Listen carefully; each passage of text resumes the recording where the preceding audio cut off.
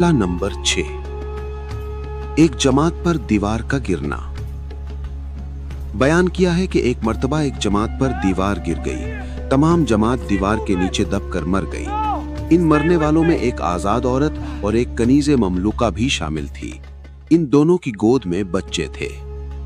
आजाद औरत ने आजाद मर्द से और कनीज ने गुलाम मर्द से बच्चा जना था।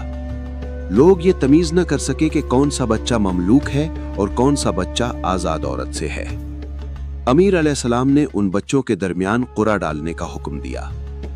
अब जिसकी आजादी का तीर निकला, आपने हुक्म फरमाया कि वो ममलूक है, और आपने बच्चा ममलूक को आजाद और तिफले आजाद को गुलाम करार दिया। हुक्म दिया ये बच्चा मीरास से इसी तरह वर्सा लेगा जिस तरह एक आजाद मुशख्खस मीरास पाता है।